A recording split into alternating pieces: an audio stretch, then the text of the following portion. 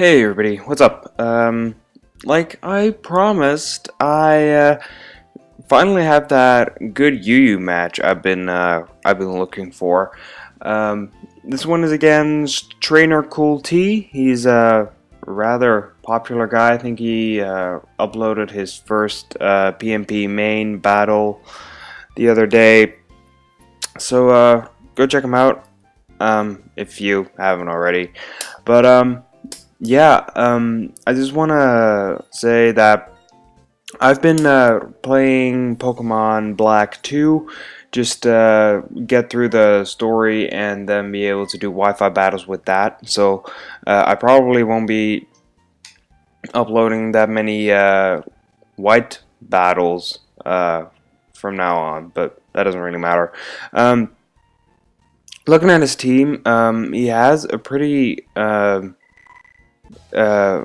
like ground weakness. His Cabalion and his Chandelure are both very hard hitters, but are very weak to ground. And I think most of my guys carry Earthquake or some sort of ground type move, so that's gonna be good. As you see, he led off with his Mega right there. It would have just been safe for me to just go for a Fire Blast, but he goes out into his Blastoise. I honestly don't mind that. I could have predicted that and gone for Energy Ball, but if he had stayed in, that would have surely cost me. Because if he got up a speed boost and then started doing weird stuff to me, then, well, that'd be pretty bad. But here, fearing any type of water move, I go out into my Kingdra. I am Specs, so if he burned me, that wouldn't have mattered.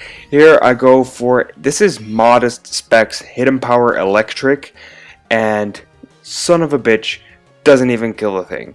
So, that automatically kind of tells me this is a very specially bulky Blastoise, because I think if he were physical, that would have taken him out clean.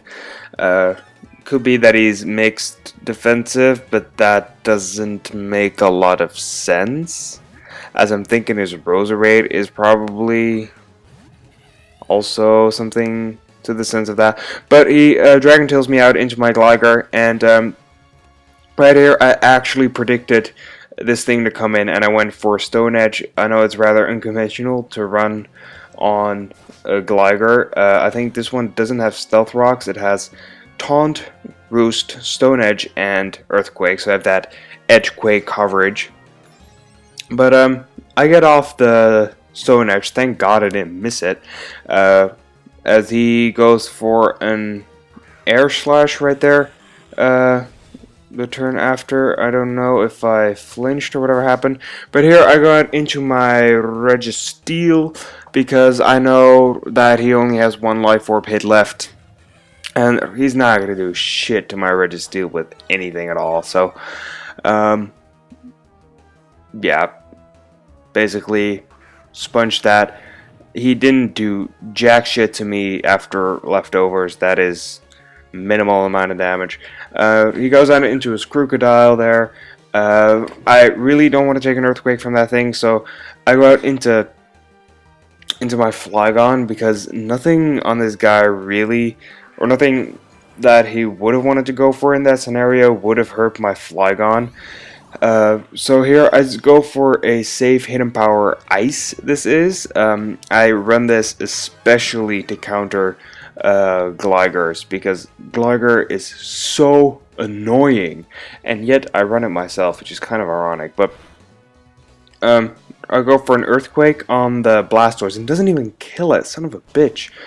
So yeah, that kind of got me thinking, like, what kind of set is this thing running? It doesn't matter. He goes for Dragon Tail. He gets a critical hit, and that does a fuck ton. Seriously. Holy fuck. Then again, it is super effective, but what does this thing even carry for attack stat? It doesn't make sense. Anyways, he Dragon Tails me out into my Gligar once again. And I just go for an Earthquake to kind of kill this thing off. He goes out into his last hope, the Chandelure. I didn't really want to stay in and take Shadow Ball or Fire Blast. That would have surely killed me from that range. But knowing that he probably doesn't want to go for Fire Blast because my own Chandelure has Flash Fire, and since these things are mostly choiced, that is really going to be pretty bad for him. So he went for a Shadow Ball. I found that rather predictable, and I went out into my Registeel because that just makes a lot more sense. I got up my Stealth Rocks here to kind of limit the switching on that thing, because with Stealth Rocks up, he doesn't really have a lot of opportunities to switch in and out anymore. I go for an Earthquake on the Zoro, the Roserade, and that didn't really do a lot. But then I'm not that I'm not offensively inclined in any way. I max HP, max special defense, so I go for a Seismic Toss just to see if that would even do more, because I didn't know. Turns out it does do more. It's fine, I guess. It doesn't matter. It's more like a more stally part in this game, as he's just setting up spikes. Even though most of my team doesn't really mind them, I have well, this thing to levitate. And I think a Gligar isn't affected by it, just my Registeel and some other stuff, I think. But most of my offensive guys really just don't give a shit. I go for an Earthquake with my Heisenberg Breaking Bad reference. Kudos if you get it. I just go for that Earthquake and doesn't even kill it. He goes for a Sludge Bomb. That is resisted. I know I can live that, so that's fine. He does give me poison though, so that is kind of bad. That means that I'm actually going to die off, even though Sludge Bomb wouldn't have killed me either way. So yeah, that was pretty bad.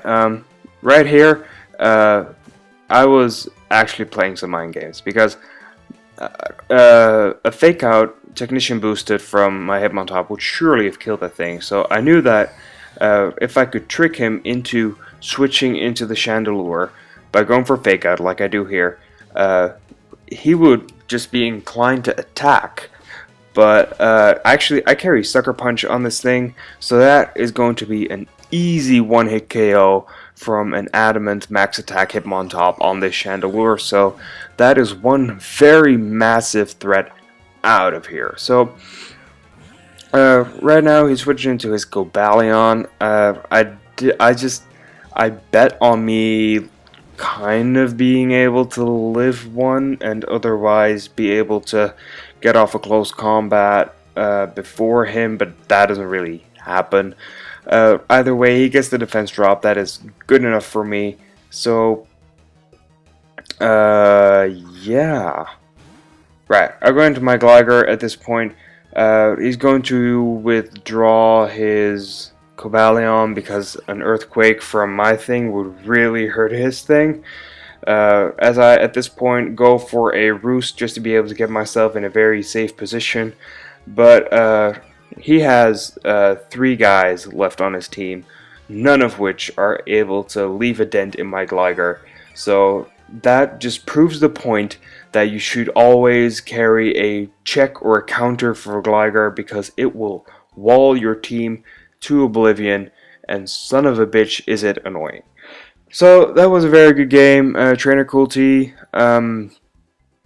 I have next week off of school, so that is going to be good. I wanted to start doing Let's Play uploads on Sundays, because I want to get on with it, and I want to do Pokemon Black too, to be honest. But yeah, we'll see how that turns out, and I will see you guys next time.